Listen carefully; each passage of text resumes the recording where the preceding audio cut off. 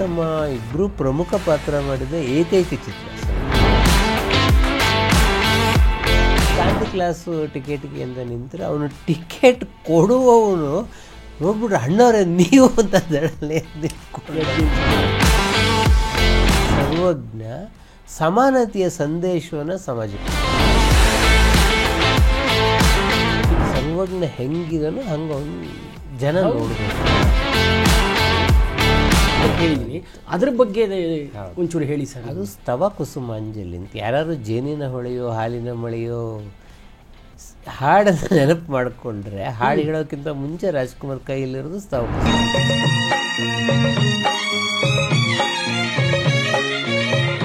ನಮಸ್ಕಾರ, ಹೊಸದಿಗಂತ ಡಿಜಿಟಲ್ಗೆ ತಮ್ಮೆಲ್ಲರಿಗೂ ಪ್ರೀತಿಯ ಸ್ವಾಗತ.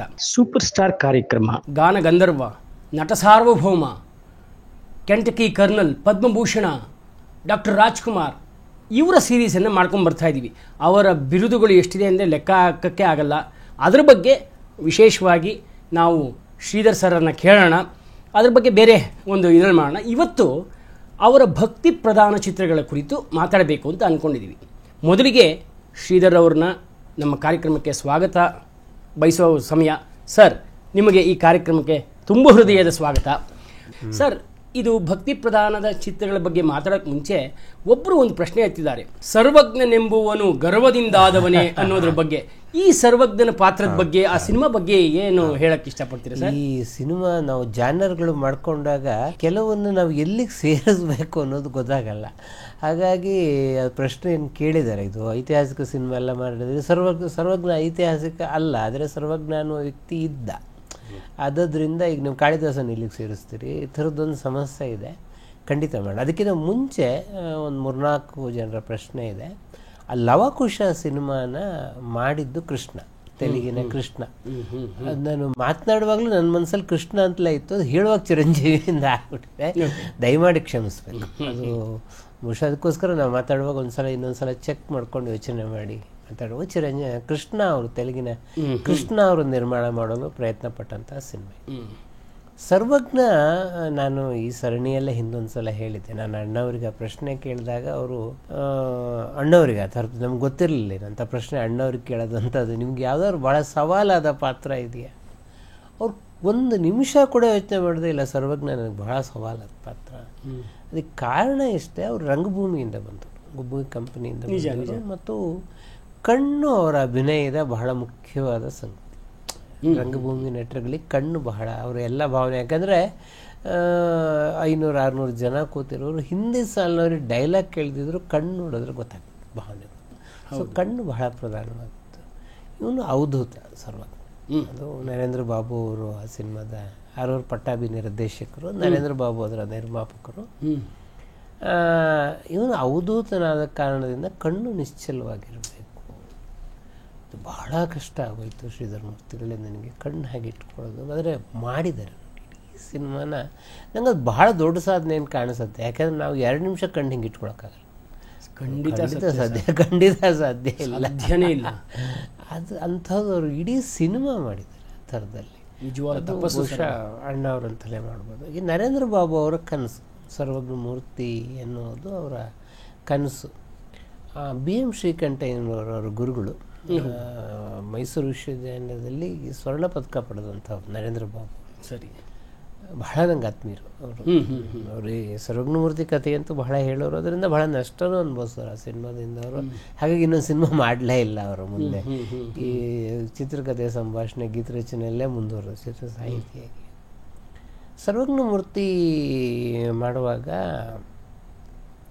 ಆಗ ಅಭಿನವ ಸರ್ವಜ್ಞ ಅಂತ ಕರೀತಿದ್ದು ಉತ್ತಂಗಿ ಚೆನ್ನಪ್ಪನ. ಸೊ ಅವರು ಕನ್ನಡ ಸಾಹಿತ್ಯ ಪರಿಷತ್ ಅಧ್ಯಕ್ಷರು ಕೂಡ ಆಗಿದ್ದರು. ಉತ್ತಂಗಿ ಚೆನ್ನಪ್ಪನವ್ರ ಮನೆಗೆ ಅಷ್ಟೊತ್ತಿಗಾಗಲೇ ಅವರು ಹಾಸಿಗೆ ಹಿಡಿದ್ಬಿಟ್ಟಿದ್ರು, ವಯಸ್ಸಾಯಿತು. ಆದರೆ ಸರ್ವಜ್ಞನ ಹೆಸರು ಹೇಳ್ತಿದ್ದಂಗೆ ದಗ್ಗಂತ ಇತ್ತು. ಎಷ್ಟು ಘಟನೆಗಳನ್ನು ಹೇಳಿದ್ರು ಅಂತಂದರೆ ಬಹುಶಃ ನರೇಂದ್ರ ಬಾಬು ಅವ್ರು ಹೇಳೋರು ಇಡೀ ಸರ್ವಜ್ಞ ನಮ್ಮ ಕಣ್ಮುಂದೆ ಬಂದ್ಬಿಟ್ಟ. ಅವ್ರು ಇಡೀ ಜೀವನನ ರೆವರೆಂಡ್, ಅವ್ರು ಕ್ರಿಶ್ಚಿಯನ್ ಅವ್ರು ಆ್ಯಕ್ಚುಲಿ. ಅವರು ಸರ್ವಜ್ಞನ ಬಗ್ಗೆ ಬಹಳ ದೊಡ್ಡ ಕೆಲಸವನ್ನು ಮಾಡಿದವರು. ದುರದೃಷ್ಟವಶಾತ್ ಈ ಸಿನಿಮಾದ ನಿರ್ಮಾಣ ಬಹಳ ವರ್ಷ ತೆಗೆದಿದ್ದರಿಂದ ಸಿನಿಮಾ ಬಿಡುಗಡೆ ಆಗುವಾಗ ಅವ್ರು ಇರಲಿಲ್ಲ. ಅದು ನರೇಂದ್ರ ಬಾಬು ಯಾವಾಗಲೂ ಹೇಳ್ತಾರೆ, ಅವರಿಗೂ ಆ ಸಿನಿಮಾ ಫಸ್ಟ್ ಕಾಪಿ ನಾನು ತೋರಿಸ್ಬೇಕಾಗಿತ್ತು ಅಂತ ಹೇಳಿ. ಇದರಲ್ಲಿ ಮರ್ಮಜ್ಞನ ಪಾತ್ರ ಒಂದಿದೆ, ಸರ್ವಜ್ಞನ ಜೊತೆ ಮರ್ಮಜ್ಞ ಅಂತ. ಓಕೆ, ಸರಿ ಸರಿ. ಈ ಸರ್ವಜ್ಞನಿಗೆ ಎಗೇನೆಸ್ಟ್ ಆಗಿರುವವನು ಭಕ್ತಿಯನ್ನು ಹೇಳಿದ್ರೆ ಅದು ಸಾಮಾನ್ಯಕ್ಕೆ ನಮ್ಮ ನಾಟಕ ಕಂಪನಿಗಳಲ್ಲಿ ಇಂಥ ಪಾತ್ರ ಇರೋದು. ಓಕೆ, ಒಬ್ಬನು ಬಹಳ ಭಕ್ತ ಇದ್ರೆ ಇನ್ನೊಬ್ಬನು ಕೊನೆಗೆ ಅವನು ಬದಲಾಗ್ತಾನೆ ಅನ್ನೋ ಥರದ್ದು. ಈ ಮರ್ಮಜ್ಞನ ಪಾತ್ರವನ್ನು ವರ್ಧಪ್ಪ ಮಾಡಿದ್ರು ಸರ್ವಜ್ಞ. ಅಣ್ಣ ತಮ್ಮ ಇಬ್ರು ಪ್ರಮುಖ ಪಾತ್ರ ಮಾಡಿದ ಏಕೈಕ ಚಿತ್ರ ಸರ್ವಜ್ಞ. ಮತ್ತು ಅದು ಬಹಳ ಅದ್ಭುತವಾಗಿ ಮಾಡಿದ್ರು ಆ ಪಾತ್ರ. ವರ್ಧಪ್ಪ ಮಾಡಿದ್ದು ಯಾರು ನೋಡಿದ್ರೆ ಸರ್ವಜ್ಞ ಮೂರ್ತಿ ಕಾಪಿ ನನ್ನ ಹತ್ರ ಇದೆ. ಅದು ಇಟ್ ಈಸ್ ನೋವೇರ್ ಅವೈಲಬಲ್, ಇವಾಗ ಎಲ್ಲೂ ಸಿಗ್ತಾ ಇಲ್ಲ ಪ್ರಿಂಟ್. ಸರಿ ಸರಿ ಸರಿ. ಯಾರಾದ್ರೂ ನೋಡಿದ್ರೆ ಎಷ್ಟು ಅದ್ಭುತವಾಗಿ ಪಾತ್ರ. ಆಮೇಲೆ ಎರಡನೇದು ಆ ಸಿನಿಮಾ ಬಗ್ಗೆ ಹೇಳಲೇಬೇಕಾಗಿದ್ದು ಅಂತಂದ್ರೆ ಜಾನಕಿರಾಮ್, ಕೆ ಜಾನಕಿರಾಮ್ ಅಂತ ಬಹಳ ಹಿರಿಯ ಛಾಯಾಗ್ರಾಹಕರು. ಅವರ ಕ್ಯಾಮ್ರಾ ಬಹಳ ಅದ್ಭುತವಾದ ಕ್ಯಾಮ್ರಾ ಅದನ್ನು ಮಾಡಿದ್ದಾರೆ. ಮತ್ತು ಒಬ್ಬ ಸರ್ವಜ್ಞನ ಜೀವನದಲ್ಲಿ ಬೇರೆ ಬೇರೆ ಥರದ ಚಾಲೆಂಜಸ್ ಇತ್ತು. ತಂದೆ ಯಾರು ಅಂತ ಗೊತ್ತಿಲ್ಲ, ಹುಟ್ಟು ಯಾರು ಅಂತ ಗೊತ್ತಿಲ್ಲ, ಜಾತಿ ಯಾರು ಅಂತ ಗೊತ್ತಿಲ್ಲ, ಸಮಾಜ ಅವನನ್ನು ಬಹಳ ಕೀಳಾಗಿ ನೋಡ್ತಾ ಇದೆ. ಇಂತಹ ಸರ್ವಜ್ಞ ಸಮಾನತೆಯ ಸಂದೇಶವನ್ನು ಸಮಾಜಕ್ಕೆ ಕೊಡ್ತಾರೆ. ಇದು ಬಹಳ ಅದ್ಭುತವಾದದ್ದು, ಹಂತ ಹಂತವಾಗಿ ಬೆಳೆಯುವ ಪಾತ್ರ. ಇದನ್ನು ಬಹಳ ಅದ್ಭುತವಾಗಿ ಮಾಡಿದರು. ಅದ್ರ ಬಗ್ಗೆ ಒಂದೆರಡು ಘಟನೆ ನಾನು ಹಿಂದೂ ಹೇಳಿದ್ದೀನಿ, ಆದರೆ ಈ ಸಿನಿಮಾಗೆ ಸಂಬಂಧಪಟ್ಟ ಹಾಗೆ ಖಂಡಿತ ಹೇಳಿ. ಅಬಲೂರು ಹತ್ರ ಇದರ ಶೂಟಿಂಗ್, ಸರ್ವಜ್ಞನ ಊರದು, ತಾಯಿ ಊರು ಅಬಲೂರು. ಮದ್ರಾಸಿಂದ ರಾಜ್ಕುಮಾರ್ ಅವ್ರಿಗೆ ಟ್ರೈನ್ ಟಿಕೆಟು ಹುಬ್ಳಿಗೆ, ಹುಬ್ಬಳ್ಳಿಯಿಂದ ಅವ್ರನ್ನ ಅಬಲೂರಿಗೆ ಕಾರಲ್ಲಿ ಪಿಕಪ್ ಮಾಡ್ತಾರೆ. ಮಾಡಿದ್ರೆ ಟ್ರೈನ್ ಟಿಕೆಟ್ ರಾಜ್ಕುಮಾರ್ ಮನೆಯವ್ರಿಗೆ ತಂದು ಕೊಟ್ಬಿಟ್ಟಿದ್ದಾರೆ, ಮನೆಗೆ ತಲುಪಿಸಿದ್ದಾರೆ. ರಾಜ್ಕುಮಾರ್ ಅವ್ರ ಪಾಡಿಗೆ ಅವರು ಟ್ರೈನಿಗೆ ಅಂತ ಬಂದು ನೋಡಿದ್ರೆ ಟಿಕೆಟ್ ಬುಕ್ ಮಾಡುವವನು ಎಡವಟ್ಟು ಮಾಡಿದ್ದಾನೆ. ಅವನು ಬೆಳಗ್ಗೆ ಟ್ರೈನ್ ಬಲ್ಲಿ ಸಂಜೆ ಟ್ರೈನಿಗೆ ಬುಕ್ ಮಾಡಿಬಿಟ್ಟಿದ್ದಾನೆ. ಇವರಿಗೆ ಸಾಯಂಕಾಲ ಶೂಟಿಂಗು ನೆಕ್ಸ್ಟ್ ಡೇ ಹೋಗಲೇಬೇಕು ಅಂತ ಅವ್ರಿಗೆ ಗೊತ್ತಿದೆ. ಈಗೆಲ್ಲ ಕೈ ತಡು, ಈಗ ಜಾಸ್ತಿ ದುಡ್ಡಿಲ್ಲ, ಫಸ್ಟ್ ಕ್ಲಾಸು. ಸರಿ ಕ್ಯೂನಲ್ಲಿ ನಿಂತು ಥರ್ಡ್ ಕ್ಲಾಸ್ ಟಿಕೆಟ್ ತಗೊಳ್ಳೋಷ್ಟೇ ದುಡ್ಡು ಇದ್ದಿದ್ದು ಅವ್ರಿಗೆ. ಅವಾಗ ಗಾಂಧಿ ಕ್ಲಾಸು ಅಂತ ಹೇಳಿ, ಈಗ ಗಾಂಧಿ ಕ್ಲಾಸ್ ಇಲ್ಲ.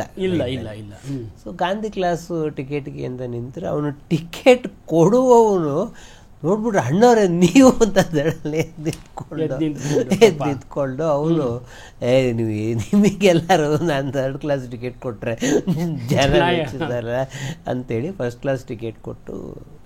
ಆಮೇಲೆ ಬಂದ್ಬಿಟ್ಟು ನಂಗೆ ನರೇಂದ್ರ ಬಾಬು ಈ ಘಟನೆ ಹೇಳ್ಬಿಟ್ಟು ಅವ್ರ ಕಣ್ಣಲ್ಲಿ ನೀರು ಬಂದ್ಬಿಡೋದು ಈ ಘಟನೆ ಹೇಳುವಾಗ. ಇದನ್ನು ಯಾರಿಗೂ ಹೇಳಿಲ್ಲ ಅವರು. ಹಿಂಗಾಯ್ತು ಈ ಥರ 3 ದಿನ ಆದಮೇಲೆ ಯಾರೋ ತಪ್ಪು ಟಿಕೆಟ್ ಬುಕ್ ಮಾಡಿ ಅವನಿಗೆ ಗೊತ್ತಾಗಿದೆ ಟಿಕೆಟ್ ಬುಕ್ ಮಾಡಿದ್ದ. ಅವನು ಬಂದು ಹಿಂಗಾಗೋಗ್ಬಿಡ್ತು, ಹೆಂಗೆ ಬಂದರು ಅಣ್ಣವರು ಗೊತ್ತಿಲ್ಲ. ಅವಾಗ ಹೋಗಿ ಅಣ್ಣವ್ರೆ ಹಿಂಗಾಗಿತ್ತಂತೆ, ಹೆಂಗೆ ಬಂದರು ಇಲ್ಲ ಹೋಯ್ತನಪ್ಪ, ದೇವರು ಹೆಂಗೋ ಸಹಾಯ ಮಾಡ್ತಾನೆ.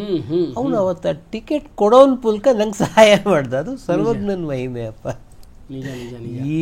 ಇವತ್ತಿನ ಕಲಾವಿದರಾದ್ರೆ ನಿಮಗೆ ಕಾರ್ ಬರೋದು ಅರ್ಧ ಗಂಟೆ ಲೇಟ್ ಆದ್ರೆ ದೊಂಬಿ ಎಬ್ಬಿಸ್ಬಿಡೋರು. ಇಂಥವ್ರು ಇವ್ರಿಗೆ ಟ್ರೈನ್ ಟಿಕೆಟು ಹೆಚ್ಚು ಕಮ್ಮಿ ಆದ್ರೂ ಕೂಡ ಇವರು ಬಂದು ಒಂದು ಚಕಾರ ಎತ್ತದೇನೆ ತಮ್ಮ ಶೂಟಿಂಗನ್ನ ಮಾಡ್ತಾರೆ. ಹೌದು. ಆಮೇಲೆ ಯಾರೋ ಪತ್ರಕರ್ತರು ಶೂಟಿಂಗ್ ಆಗ್ತಾ ಇರುವಾಗ ಸರ್ವಜ್ಞ ನೋಡಿದ್ರೆ ಅವ್ನು ಕೌಪಿನ ಮಾತ್ರ ಹಾಕ್ಕೊಂಡು ಮೇಯಿಸ್ತಾನೆ. ಆಮೇಲೆ ಯಾರೋ ಪತ್ರಕರ್ತರು ಪ್ರಶ್ನೆ ಕೇಳಿದ್ರು, ಭಾಳ ಹಿರಿಯ ಪತ್ರಕರ್ತರು ಅವರು. ಸರ್ ನೀವು ಇಷ್ಟು ದೊಡ್ಡ ಕಲಾವಿದ್ರು, 65ನೇ ಇಸ್ವಿಲಿ ರಾಜ್ಕುಮಾರ್ ದೊಡ್ಡ ಕಲಾವಿದ್ರು ಅಷ್ಟು ಎಲ್ಲ ಕೌಪಿನ ಹಾಕ್ಕೊಂಡು ಹಿಂಗೆ ಸಾರ್ವಜನಿಕವಾಗಿ ಪಾತ್ರ ಮಾಡ್ತಾ ಇದ್ದೀರಲ್ಲ. ಅದಕ್ಕೆ ಅಣ್ಣವ್ರು ಒಂದೇ ಮಾತು ಹೇಳಿದ್ರು, ಅಪ್ಪ ಅಲ್ಲಿರೋ ಸರ್ವಜ್ಞ ರಾಜ್ಕುಮಾರ್ ಅಲ್ಲ.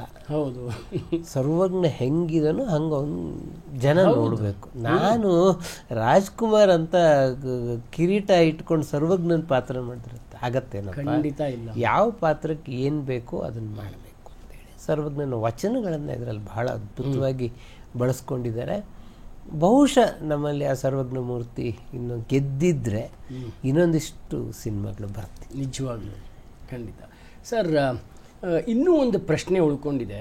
ರಾಜ್ಕುಮಾರ್ ಅವರು ಹಲವಾರು ಚಿತ್ರಗಳಲ್ಲಿ ಒಂದು ಪುಸ್ತಕವನ್ನು ಬಳಸಿದ್ದಾರೆ ಅಂತ ಹೌದು. ಕೇಳಿದ್ದೀನಿ. ಅದು ತುಂಬಾ ರಿಪೀಟ್ ಆಗ್ತಿತ್ತು ಮತ್ತು ಅದು ಆ ಪುಸ್ತಕ ಅವರಿಗೆ ತುಂಬಾ ಅಪ್ಯಾಯಮಾನವಾಗಿತ್ತು ಅಂತ ಕೇಳಿದ್ದೀನಿ.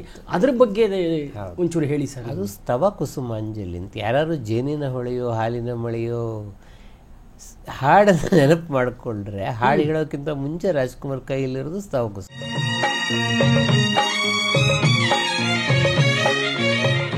ನಾನು ಅಲ್ಲಿ ಅಬ್ಸರ್ವ್ ಆಮೇಲೆ ನಾನು ನನ್ನ ಲೆಕ್ಕ ಸಿಕ್ಕಂಗೆ ಒಂದು 8 ಸಿನಿಮಾಗಳಲ್ಲಿ ಅವ್ರ ಕೈಯಲ್ಲಿ ಸ್ತವ ಕುಸುಮಾಂಜಲಿ ಇದೆ.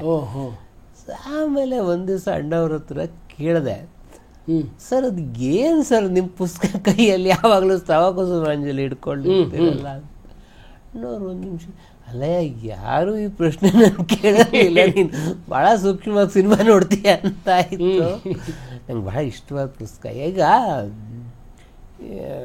ಯಾವುದು 2 ಕನಸು ಸಿನಿಮಾದಲ್ಲಿ ಅವನು ಇಂಗ್ಲೀಷ್ ಲೆಕ್ಚರರು. ಅವಾಗ ನಾವು ಸ್ತವ ಕುಸುಮಾಂಜಲಿ ಇಟ್ಕೊಂಡು ಹೋಗೋಕ್ಕಾಗಲ್ಲ, ಜೂಲಿಯಸ್ ಸೀಸರ್ ಇಟ್ಕೊಂಡು ಹೋಗ್ಬೇಕು. ಹೌದು, ಆಬ್ವಿಯಸ್ಲಿ ಕೆಲವು ಪಾತ್ರಕ್ಕೆ ನಂಗೆ ಆಯ್ಕೆ ಇರುತ್ತೆ. ಯಾವುದೋ ಪುಸ್ತಕ ಇಟ್ಕೊಳ್ಳೋ, ಕೈಯಲ್ಲಿ ಒಂದು ಪುಸ್ತಕ ಇಟ್ಕೊಳ್ಳಿ ಅಣ್ಣವ್ರೆ ಅಂತಾರೆ. ಹೌದು, ನನ್ನ ಬ್ಯಾಗಲ್ಲಿ ಯಾವಾಗಲೂ ಈ ಪುಸ್ತಕ ಇರೋದು ಸ್ತವ ಕುಸುಮಾಂಜಲಿ, ಅದನ್ನು ಇಟ್ಕೊಳ್ಳೋದು. ಯಾಕೆ ಇದು ಬಹಳ ಮುಖ್ಯ ಅಂದರೆ, ನೀವು ಭಕ್ತಿ ಅನ್ನೋದು ಅಣ್ಣವ್ರಿಗೆ ಇಂಪೋರ್ಟೆಡ್ ಅಲ್ಲ, ಎಲ್ಲಿಂದ ಹೊರಗಡೆ ಬಂದಿದ್ದಲ್ಲ, ಅವರೇ ಒಳಗಡೆ ಇದೆ. ಅದಕ್ಕೆ ಆ ಥರದ ಪುಸ್ತಕಗಳನ್ನು ಅವ್ರು ಇಟ್ಕೊಳ್ತಾ ಇದ್ದಿದ್ದು. ಈ ಪುಸ್ತಕ ಅದು ಯಾವ ಅಂದರೆ ರಾಮಕೃಷ್ಣಾಶ್ರಮ, ಮೈಸೂರು ರಾಮಕೃಷ್ಣಾಶ್ರಮದ ಪಬ್ಲಿಕೇಶನ್ನು ಭಕ್ತಿಗೀತೆಗಳ ಸಂಕಲನ. ಅದು ಭಕ್ತಿಗೀತೆಗಳ ಸಂಕಲನ. ಅದರ ಕೆಲವು ಗೀತೆಗಳನ್ನು ಅವ್ರು ಹಾಡಿದ್ದಾರೆ.